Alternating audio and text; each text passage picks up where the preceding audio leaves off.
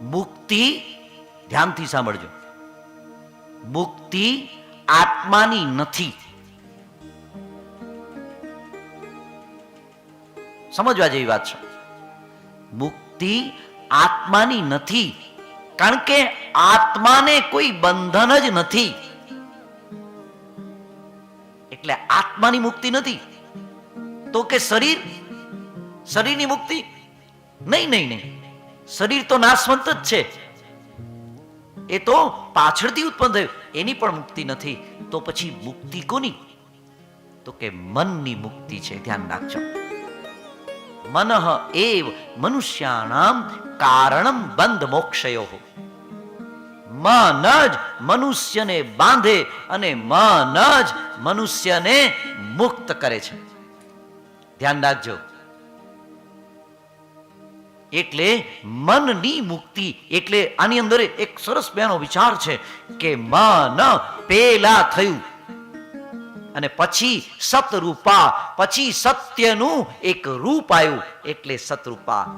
મનુ અને સતરૂપા જમણા અંગમાંથી મનુ મહારાજ અને ભગવાન બ્રહ્માના ડાબા અંગમાંથી સતરૂપા, એ રૂપ, મન અને રૂપ બે ભેગા થયા એટલે એક સરસ બેનો આકાર.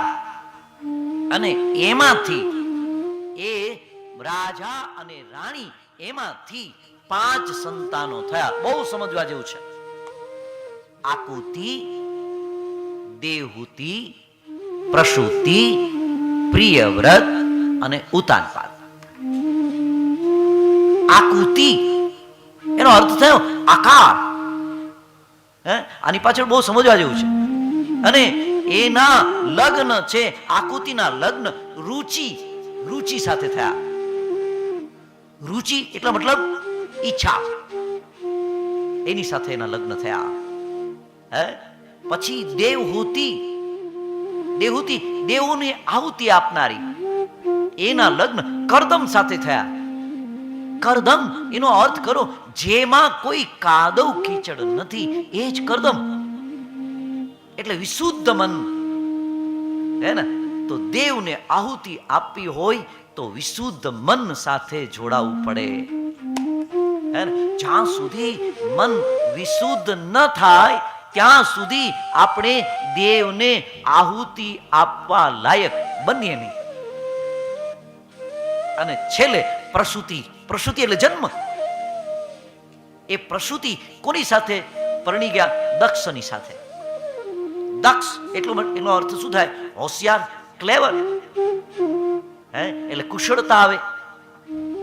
આખું પરિવાર હો. અને પછી પ્રિય બને હો, એટલે પ્રિયવત. અને એ પ્રિયવ્રત અને પછી ઉતાનપાદ, એટલે પછી ઉર્ધ્વગમન થાય. આનું આખું રૂપક સમજીએ બહુ આનંદ થાય એવું છે.